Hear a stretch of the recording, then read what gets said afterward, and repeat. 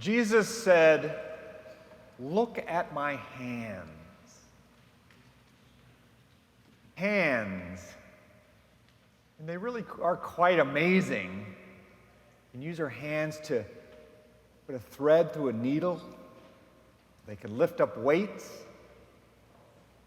They can be used for negative things, to make obscene gestures or pull a trigger. But how much good they can do. They can stir a pot and make a wonderful stew. They can type out something to communicate around the world. They can come together to cheer someone with applause. Hands are so important for healing.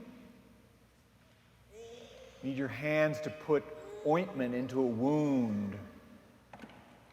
Maybe put your hand on the shoulder to comfort someone who's grieving.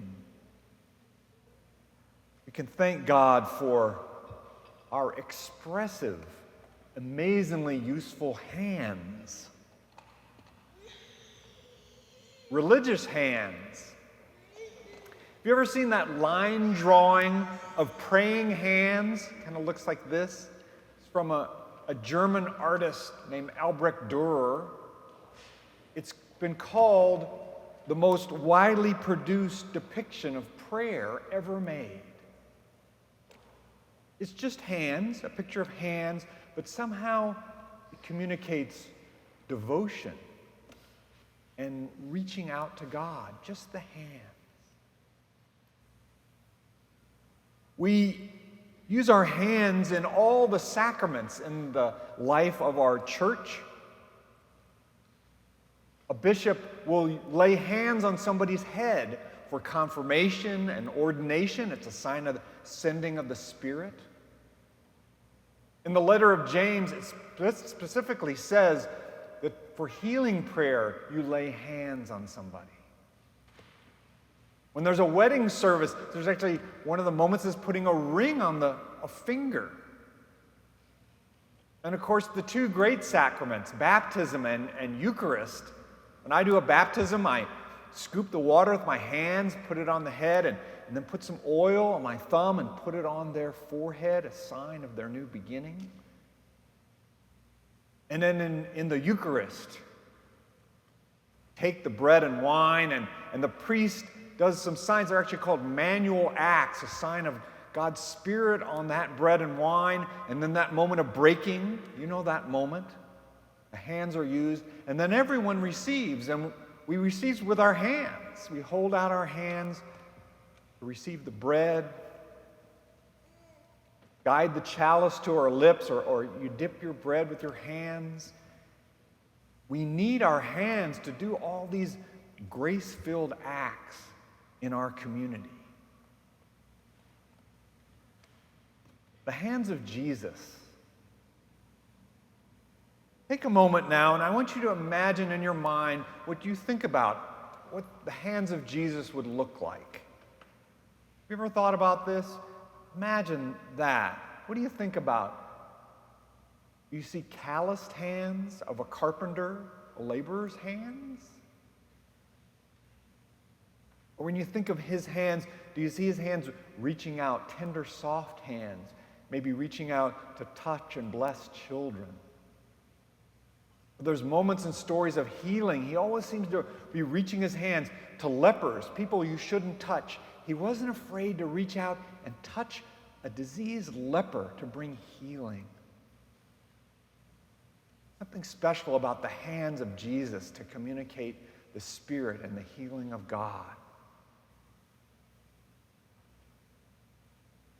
In today's gospel, Jesus says, "Look at my hands." Now, that's a verse you might reflect on today. Jesus inviting us, look at my hands. Now, this particular story that we heard is not from the earthly ministry of Jesus. This is an Easter story. And so in the Gospel of Luke, we're in this Easter season. This is after Christ's death. This actually takes place on Easter. He appears among the disciples. How are they going to know that it's him? In all these resurrection stories, Jesus is not the same as he was before. It's not the same as his earthly life, and yet it is the same. It is the same person. So how do you know? How do you get a sense that this is Jesus? Jesus says, look at my hands. Why his hands? Because they're wounded hands. They still bear the mark of the nails. They're maimed hands. That's how they'll know that it's him. Jesus carries his wounds into the risen life. Think about that for a moment. I think we could take that on some different levels. Well, it helps people recognize him, right? He was the one who was put on the cross with nails and crucified. So look at his hands. It's a way to identify. Yep, that's him.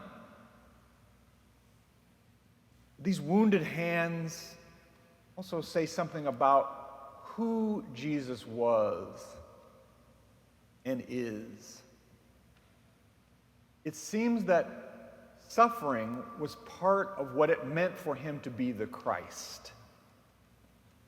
He fully entered our world. He wasn't invincible or above it all. He was vulnerable and fragile.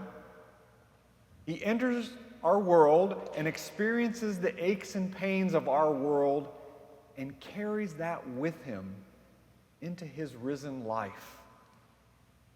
The suffering of humanity is a part of him. His disfigured hands can actually show us something about the empathy of God for us. Those injured hands of Jesus, those wounded hands, can even say something about us as followers. Because we too, each one of us, we have our bumps and hurts and losses in this life. Actually, getting scarred is part of what it means to be human. Go through this life, we're going to get scarred from time to time. And some of who we are is the wounds of our past. Our hurts form us, direct us, and many of them stay with us for a lifetime. Sometimes our wounds can actually help us grow in our love and understanding of others. I invite you now to look at your own hands. Go ahead, lift them up.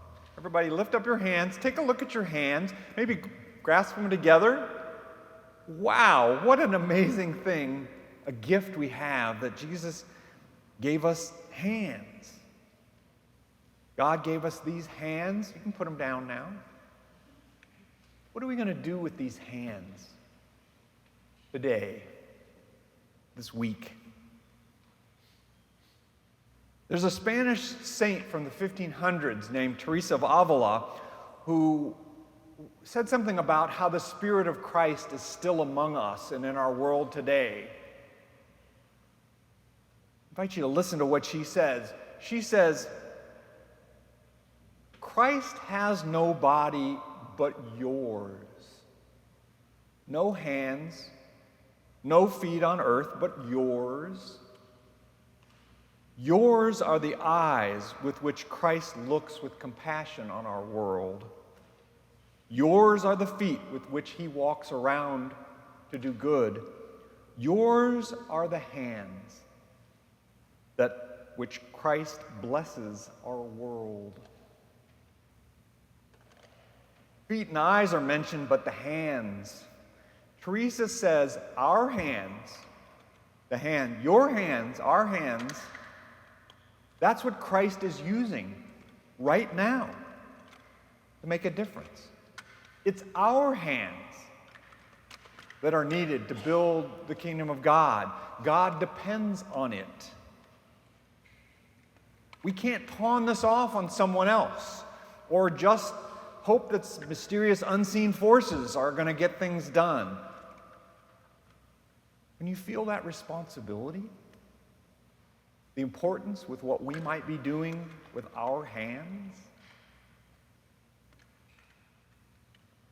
today our hands might type or cook or feed or lift. They might hug, show comfort to someone.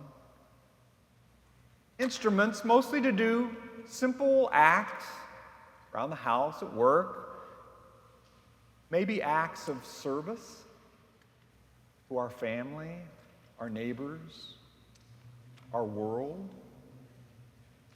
We are invited to take our part in the ministry of Jesus. Our hands are vehicles for the work of Christ. Who, me? Oh, I'm imperfect. So were the damaged hands of Jesus, still carrying his wounds